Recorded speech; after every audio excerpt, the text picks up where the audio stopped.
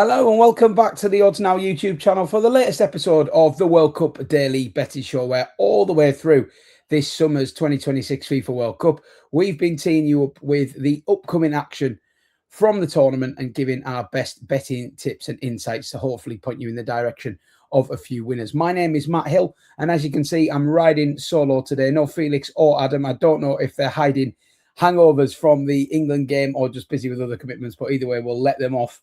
And it's just me to guide you through our 4 remaining last 16 games that are going to be taking place across Monday the 6th and Tuesday the 7th of July. So we already know half of our quarter-final lineup. And I thought it might be nice to just start the show with a little bit of a quick recap on what we've seen over the last couple of days and celebrate some of our successes, because we had some nice angles and winners across these first 4 matches. So myself and Adam previewed the first 4 games a little earlier on, and this is how it panned out. Obviously, Morocco winning 3-0 against Canada.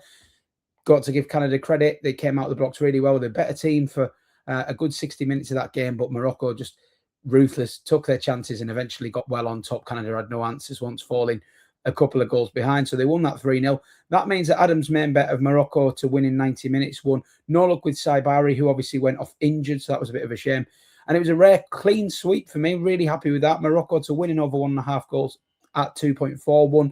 Hakimi got the assist for the first goal, so that won. And then Morocco minus 2.5 handicap, landing courtesy of the injury time 3rd goal. So that was a great one. Unfortunately, we're on the flip side of the coin with Paraguay-France, where my whole angle was on sort of Paraguay tackles, Paraguay cards. I had a few nice comments on YouTube and Twitter from viewers just sort of saying, how on earth is that not landed? Paraguay didn't get a card in that game, which if you watch that game, quite remarkable, really. Not for me to say whether corruption's at play in these kind of things, but you do wonder what the referee was seeing there, giving France 3 yellows and none to Paraguay. But yeah, tough one to take, but you take it on the chin and move on. I feel like the logic and the angle was near enough, so we'll take that. Adam tried to focus around the French forwards. He went for Mbappe and Elite score and assist. Obviously, Mbappe getting the goal, but I believe it was Doué that won the penalty, so no luck on that one. We did have more luck on Brazil versus Norway.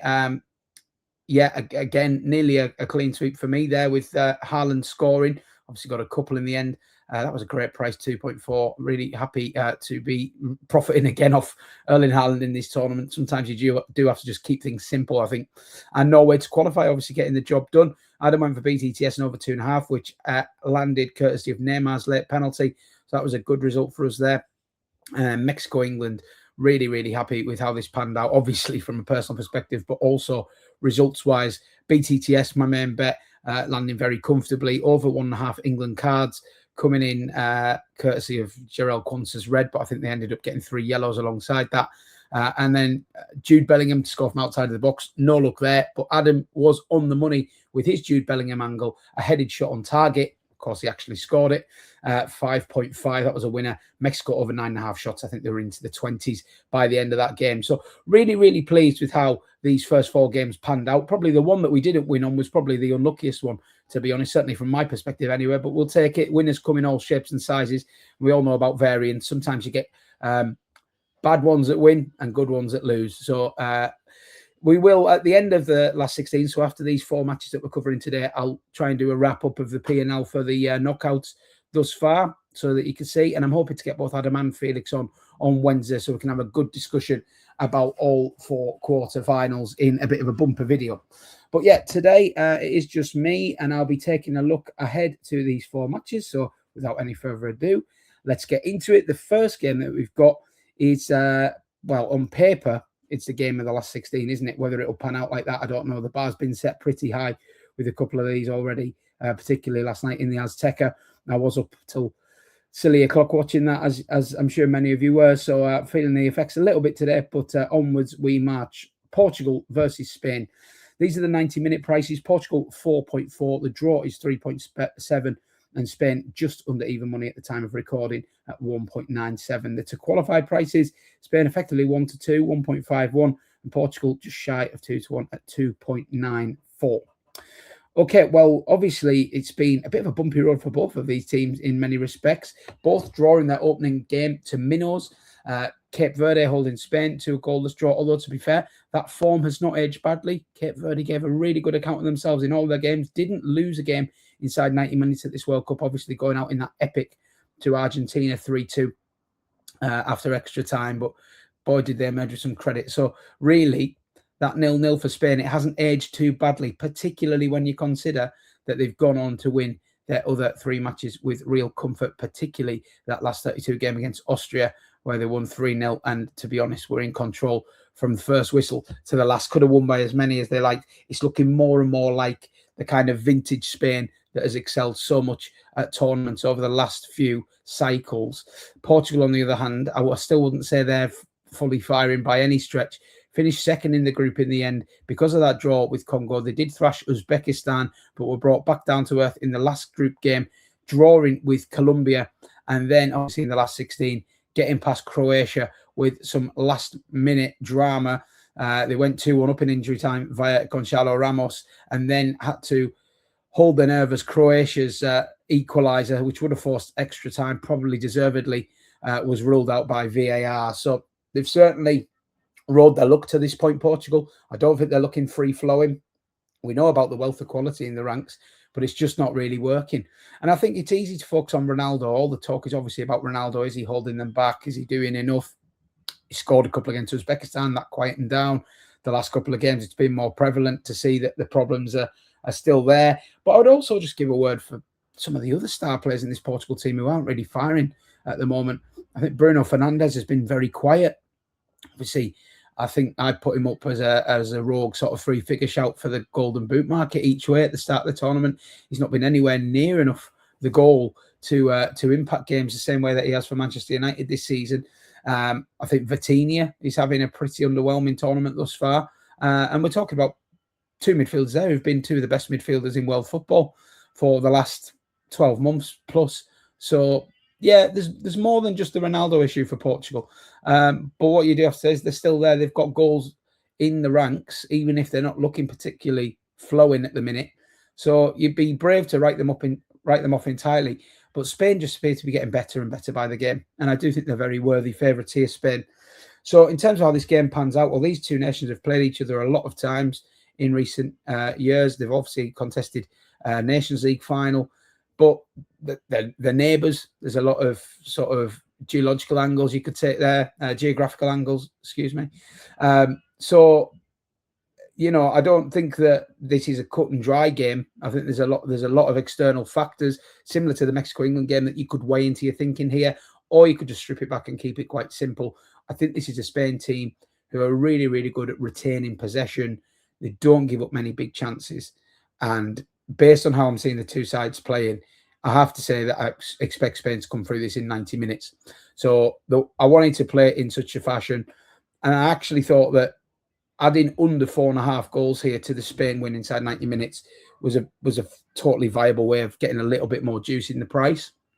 2.3 with Ladbrokes 13 to 10. And I just don't see Portugal creating enough chances against this Spain side for it to become like a goal fest, really. I think Spain will dominate the ball. They'll have them at arm's length. Portugal's best moments will probably come from someone like Rafa Leao, who I think has been a bright spark. He's looked really good when in his cameos and in his last starts. So they'll need him to carry the ball really well. Even then, do I see Portugal getting a lot of chances? Probably not. Ronaldo's movement is not as dynamic as it once was, and you probably would want somebody peeling off the last defender in a game like this if you're Portugal. I do think they'll look out wide quickly and try to get in behind Spain that way, but that's easier said than done. I mean, for all that you could question Spain in this tournament, defensively they've looked imperious. So it's hard to pick too many holes in them, really. And I just think they're rock solid here. So Spain winning under 4.5 goals, 2.3 would be my main bet here. Couple of 3/4 point plays at slightly bigger prices. I'm going to the card market here. I wanted to get Portuguese defenders on side for cards. Now, Anthony Taylor is the referee here, the Englishman. He just lost control of his last game a little bit. Gave a very early yellow, set the precedent for it. I think he ended up giving out 5 yellows and a red. in that game. And in the one sense, he'll probably want to rein it in a little bit if he can here. But I also took that as a little bit of a steer that sort of English referees maybe sort of view themselves as in the top end of the officiating spectrum, and maybe just haven't been impressed by the amount of games that have been kind of cardless or very card light in this tournament. And he just tried to stamp a little bit of authority back onto things. Now, this is going to be feisty, and I wouldn't be surprised if actually he ends up deploying a similar tactic here and we see a few cards fly. So the area of the pitch I want to be on for bookings is the Portuguese defenders. I think they're going to be under a lot of heavy pressure. And I was actually surprised to see Renato Veiga, who's probably the least experienced at international level of their back line, one of the biggest prices to be carded. 4-1 with Sky Bet 5.0. Got to remember, he's probably going to be the man tasked with keeping an eye on Mikel Oyarzabal, who, after a slow start, has really got up and running this World Cup. Couple of goals against Austria. I think that takes him on to 4 in total. So he's not far behind the main protagonist in that Golden Boot race. If he gets another 1 or 2 here, he's got himself bang into contention. Vega's going to have to do a lot of it. And the way Oyarzabal plays is, obviously, he's so fluid. He's almost a false 9 that he's coming out deep, and he does pull the centre backs out of positions into areas of the pitch where they're a bit uncomfortable. Now, Vega's someone who would enjoy a physical battle, but I think this is going to be more about intricacy and trying to disrupt the Spanish attacks. I wouldn't be surprised to see him sort of coming from behind and trying to sort of dig the ball out of Oyarzabal's feet, and that obviously opens him up to fouls and bookings. So I wouldn't be averse to looking at his foul lines as well. But given Anthony Taylor and the amount of cards we saw in his last game, I think just playing the booking for 3/4 of a point could be shrewd. So we'll have a little go on that at 4-1. And then I see it being a tight run affair with Spain controlling things. I've already mentioned about the cards. So just another 3/4 point try on under 2.5 goals in the 90 minutes, but over 3.5 cards. That pays 7-2, 4.5 with Ladbrokes and Coral. It's a little bit shorter with Bet365, but still a backable price, in my opinion. I think Spain will win this game with a level of control. I think it'll be a 1-0 or a 2-0 job. So this is a way of getting that onside whilst also playing on the cards angle that I've already mentioned in my previous analysis. So this is how I see this game going. If you're new to the Odds Now YouTube channel, I should say at this point, welcome along. I will recap all the best bets at the end of the show via a graphic. But in the meantime, why don't you let us know what you're backing for these games in the comments? And if you're enjoying the pod, don't forget to give us a thumbs up and hit subscribe. That really helps the channel grow and allows us to keep producing great betting content for free. Okay, game 2 is the USA, the hosts, back in action against Belgium. They are favourites to make the quarterfinals. Belgium, obviously, rather fortunate to still be in the tournament here. They were 2-0 down, staring at an exit against Senegal, but 2 late goals got them to extra time, and they eventually ended up winning it 3-2 at the end of extra time with a very late penalty. Now, I would say that Belgium were lucky there, really. Senegal should have killed the game 2-0 up. There was only one team in it. Belgium looked a beaten team. You do have to give them credit for the way they kept going. But I think if you give that Senegal those last 10, they'd love to have those last 10, 15 minutes again. They really showed a lack of game management, I think, at the highest level. And we're seeing that a lot from the African teams. Clearly got the talent gap between the African teams and the rest has clearly shrunk quite significantly to my eye in the last few years. But I'm still seeing a real lack of game management and game intelligence at the back end. And I think that just comes with experience, really. But there's been a couple of these games where the African nations have almost thrown them away from strong positions. Ivory Coast being another against Norway. I think they were a little bit naive at times at the back end of that game when they certainly matched the Norwegians. But alas, Belgium, they're here, they're through. We know they've got sort of Premier League quality in the ranks. Those kind of players came to the fore for them, the likes of Trossard, Tielemans. De Bruyne is not where he was, but he's still very, very dangerous, obviously, in games like this. Lukaku coming back to fitness. When he's coming on, he is making an impact. He's got a couple of goals to his name now. Or a goal and an own goal that he effectively played a part in. So, there is, look, it's hard to completely write this Belgium team off, but I think USA probably worthy favourites in the circumstances. Obviously, they've done really well to this point. It's all been pretty comfortable for them. Thrashed Paraguay 4-1 in their opening group game. Negotiated the rest of the group without any major trauma. Then faced Bosnia in the round of 32. I thought the Bosnians might make a bit of a game of that.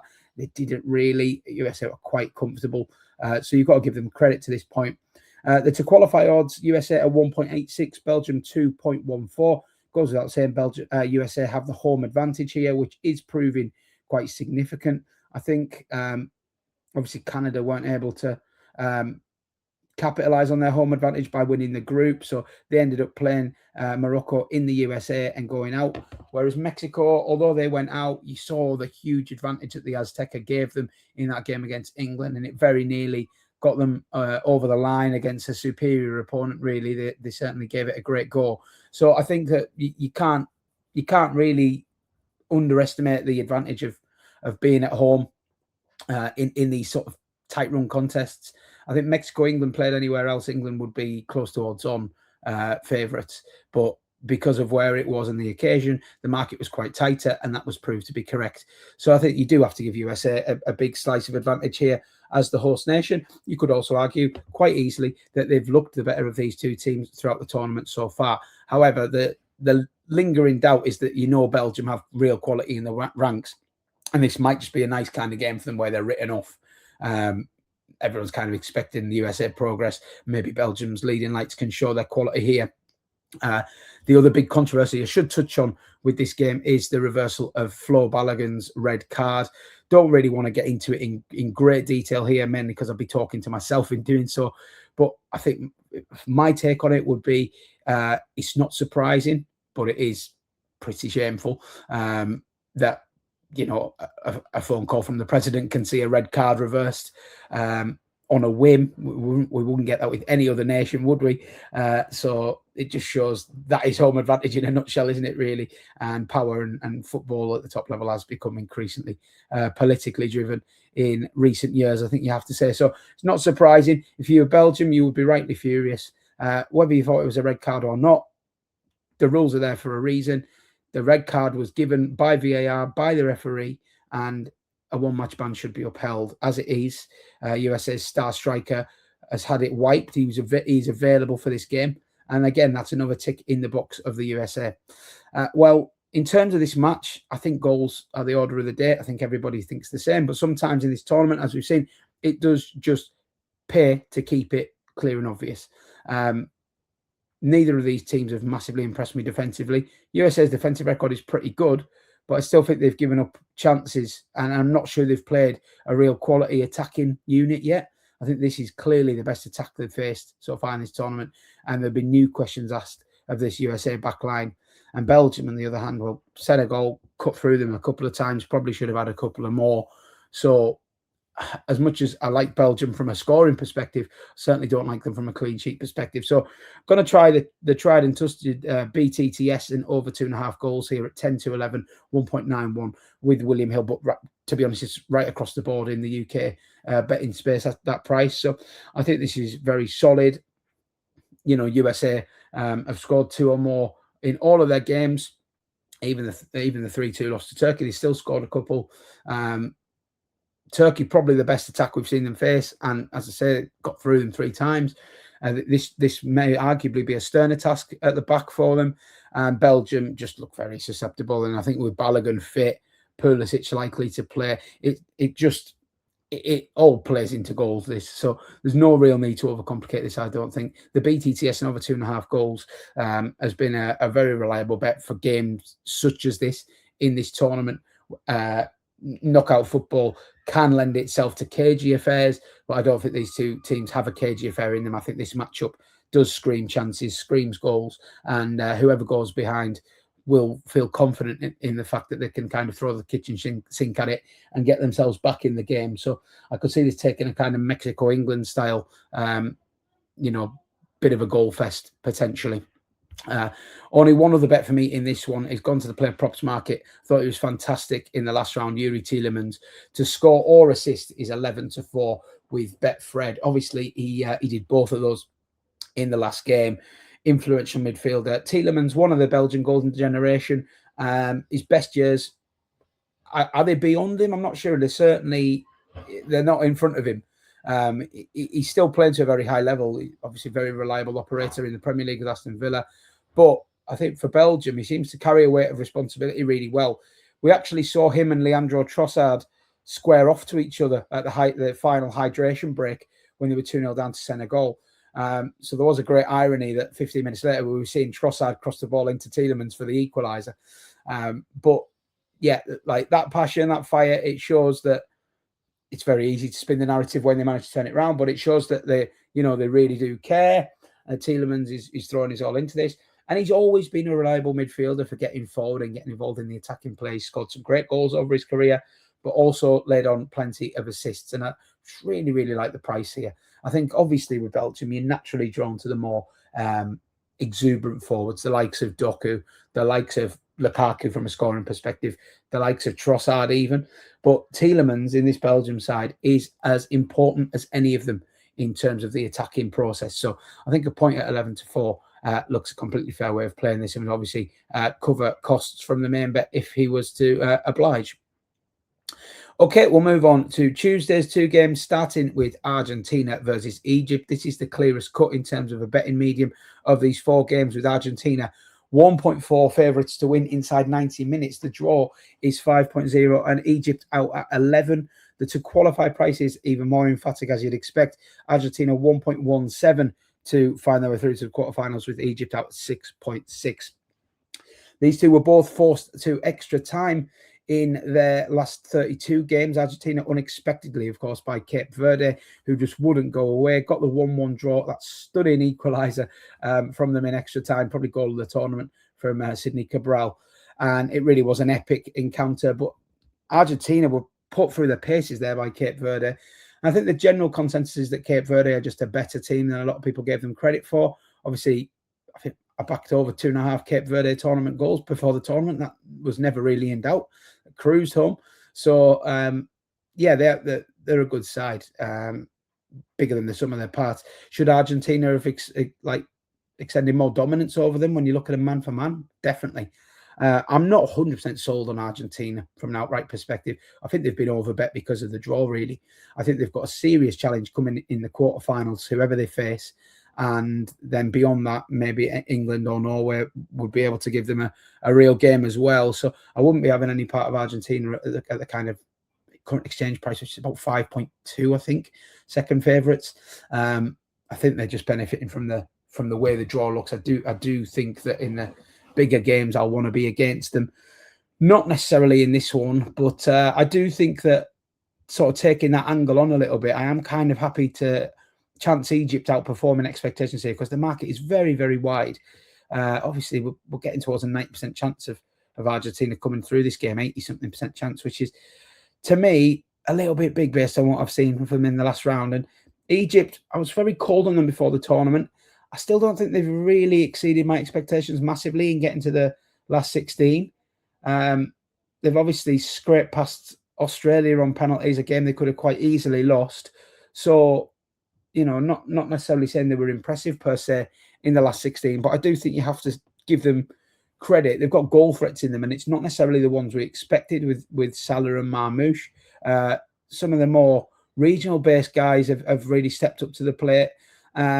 And you do have to say they carry a few different threats. And Argentina's defence has just shipped a couple to Cape Verde. I think Egypt will have their chances. There might not be many of them, but they'll have their chances. And in this tournament thus far, they have taken them. They've got themselves on the score sheet with good frequency.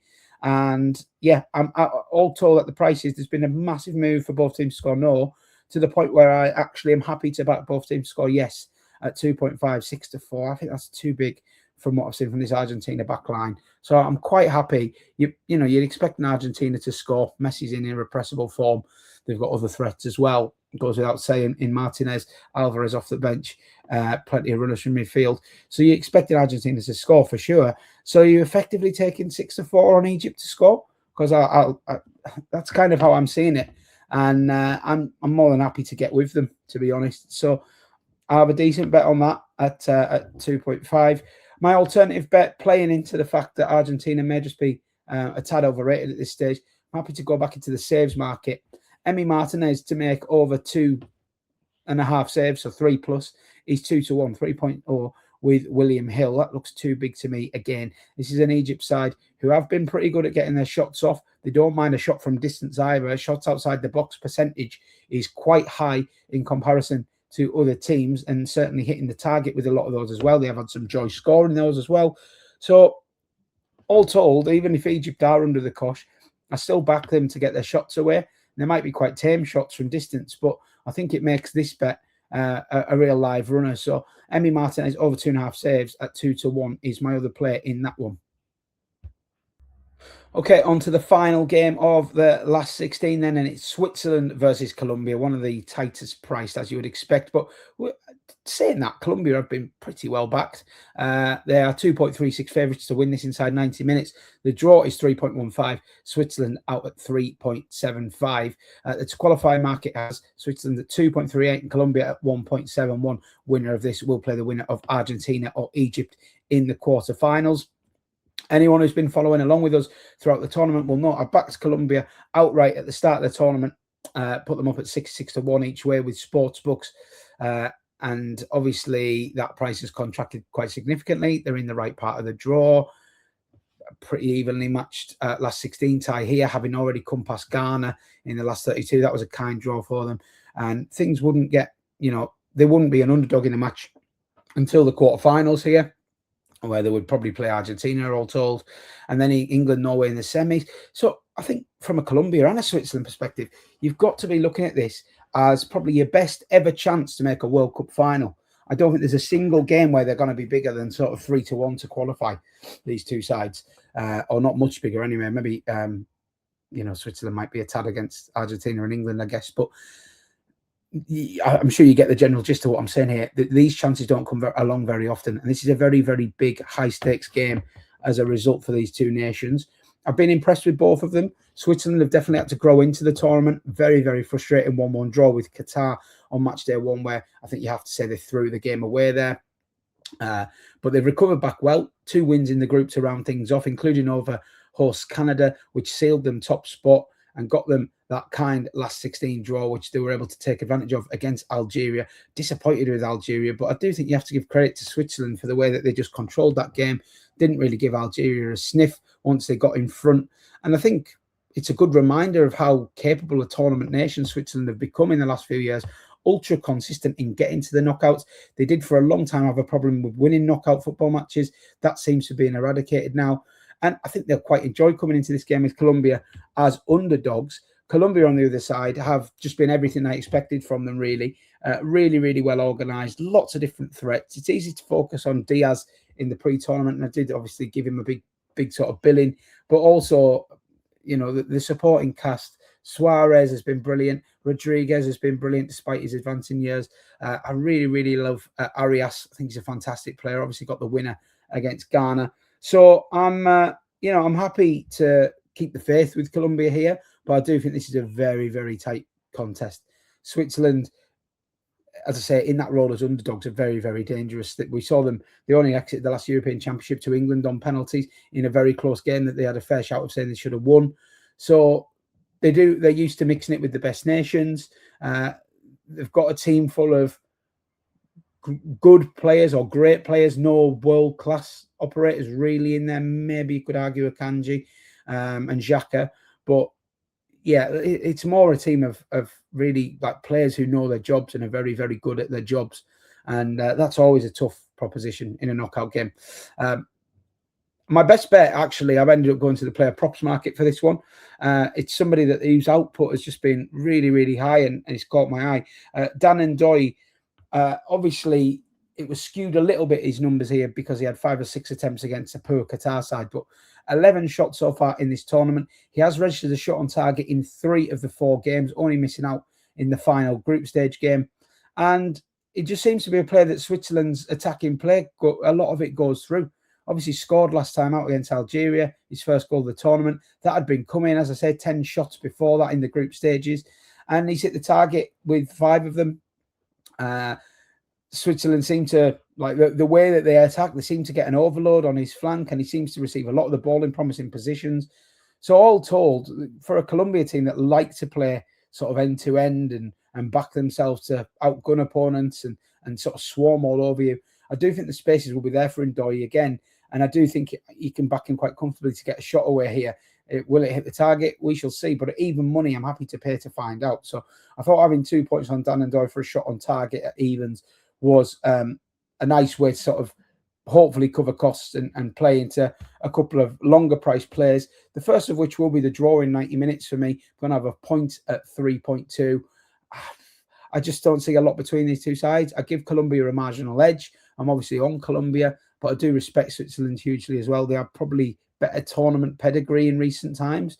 Colombia haven't done too badly at recent tournaments, but this is getting towards nigh on uncharted territory for them.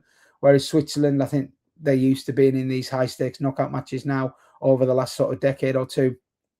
Colombia obviously springs to mind the penalty shootout loss to England. So they have still got a little bit of learning to do on the highest stage. Maybe that'll just find them out in the end. But I do really love this Colombia side. I think they deserve to be favourites. I will play the draw in 90 minutes, but I'm also just going to have a half point on Colombia to win this in extra time. This appeals to me because I don't think Colombia are the kind of side that a lot of extra time periods, you see both teams pretty much accepting penalties or very, very low risk not to blow the work that they've already put in. Obviously, have fatigue coming into it as well. But this is a very fit Colombian side, a very attack-minded Colombian side. I think if this game does go to extra time, they are not the kind of side that are going to rest up and just take low margin opportunity. I think they'll continue to go for it. I think they'll throw the kitchen sink at it. And I think if we do get to extra time, this will be a bet that I would really want to be on, even at the revised prices. So I think taking a bit of the 9-1 with Bet365 on them to win in extra time, it just makes sense to me. So that is my roundup of the remaining last 16 games. As always here on Odds Now, the final thing to do is to just recap best bets with a handy graphic so you can note down the ones that you like, don't like, get in the comments, tell me I'm an idiot, tell me you agree, whatever you like. Spain, Portugal, I'm going to back Spain to win with under 4.5 goals at 2.3 for a 2-point stick.